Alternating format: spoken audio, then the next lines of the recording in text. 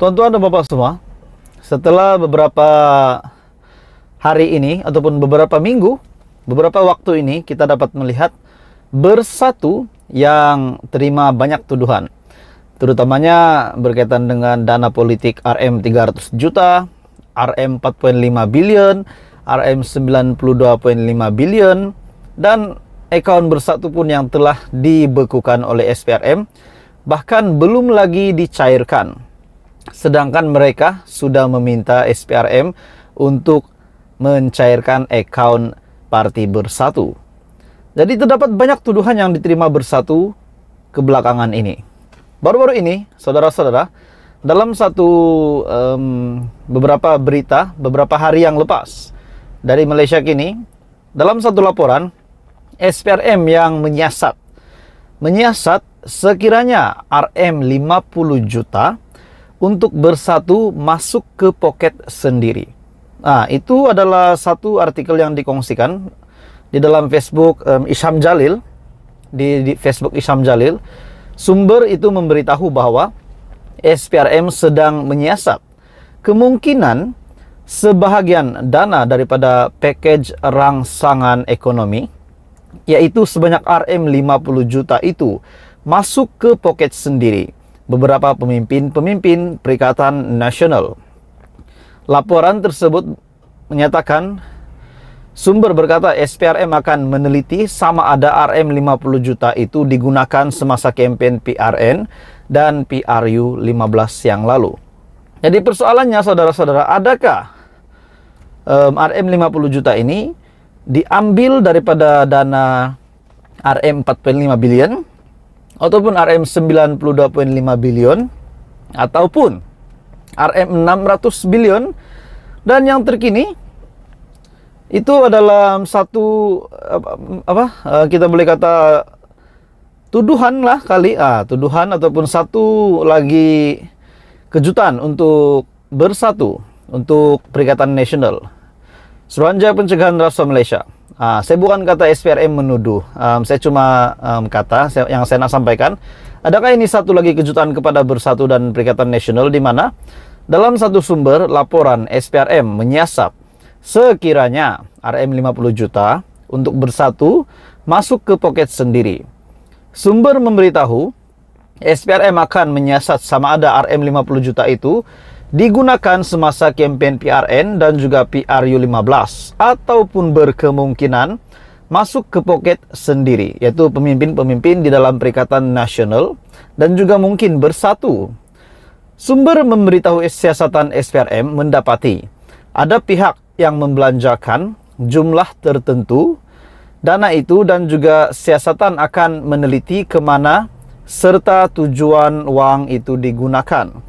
Mengulas lanjut, kata sumber itu, kertas siasatan berkenaan hampir dilengkapkan selepas beberapa pemimpin Bersatu dipanggil SPRM sebelum ini bagi memperinci setiap uang yang dibelanjakan. Kertas siasatan hampir siap sebelum tindakan seterusnya diambil. 2 akaun bernilai RM 40 juta milik Bersatu masih dibekukan.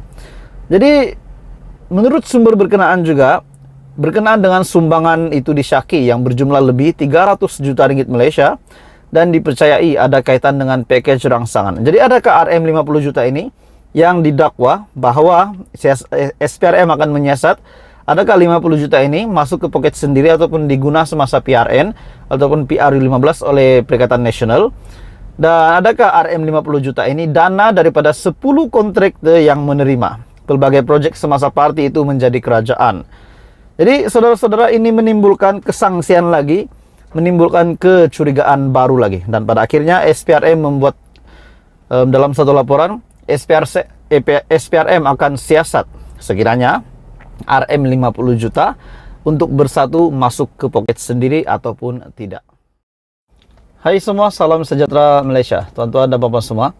Dalam satu perkembangan yang lain berkenaan dengan pembentangan Belanjawan 2023, terdapat beberapa komen ataupun terdapat beberapa respon. Sudah pastilah ada yang penerimaan berbeza-beza daripada pihak yang berbeza juga, dan sudah pasti melalui pemahaman yang berbeza. Akhirnya beberapa komen yang saya dapat lihat setelah selesai belanjawan 2023 yang dibentangkan oleh Menteri Keuangan di dalam Kabinet Kerajaan Perpaduan yang juga merangkap Perdana Menteri Malaysia ke-10 yaitu Datuk Seri Anwar Ibrahim. Akhirnya beberapa pandangan respon yang setakat ini bagi saya mengejutkan, yaitu beberapa pandangan yang mengatakan bahwa budget 2023, budget PHBN mengutamakan negeri DAP dan mengetepikan orang Melayu. Ada yang berpendapat begitu. Saya lihat artikel itu daripada Agenda Daily. Ada juga pihak yaitu CUEPACS berkata bahwa mereka juga lebih kurang tidak berapa setuju dengan pembentangan budget 2023. Dan hari ini, saudara-saudara, baru-baru ini, bekas Menteri Keuangan pula bersuara. Bekas Menteri Keuangan yaitu Tengku Zafrul Tengku Abdul Aziz, yang juga pernah menjadi Menteri Keuangan di bawah pimpinan Muhyiddin Yassin ketika PN menjadi kerajaan, dan juga diteruskan penggal menjadi Menteri Keuangan di bawah pimpinan Ismail Sabri Yaakob di bawah Parti UMNO, Barisan Nasional, dan akhirnya hari ini beliau telah menjadi Menteri MITI. Saudara-saudara, Tengku Zafrul akhirnya bersuara selepas saja Menteri Keuangan hari ini, yaitu Perdana Menteri sendiri Datuk Seri Anwar Ibrahim, yang telah membuat pembentangan. Kata Tengku Zafrul, satu pendedahan yang mengejutkan. Beliau berkata, rasa lain sikit belanjawan tahun ini, menurut Tengku Zafrul. Itu adalah kenyataan daripada Menteri Perdagangan Antarabangsa dan Industri MITI, Tengku Datuk Seri Zafrul Abdul Aziz, mengenai pembentangan belanjawan 2023. Beliau bagaimanapun berkata, kelainan itu bukanlah disebabkan jumlah peruntukan yang disediakan oleh kerajaan, sebaliknya kerana mendengar pembentangan daripada Menteri Keuangan Datuk Seri Anwar Ibrahim. Maksudnya, kelainan yang disebutkan ataupun dimaksudkan oleh Tengku Zafrul ini bukanlah jumlah, bukanlah jenis bantuan, bukanlah mungkin ada beberapa perubahan bagi Tengku Zafrul.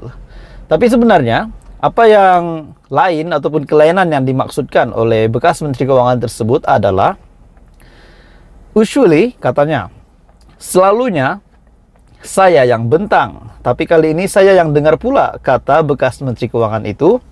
Jadi, kenyataan Zafrul ini maksudnya kelainan adalah luar daripada kebiasaan beliau.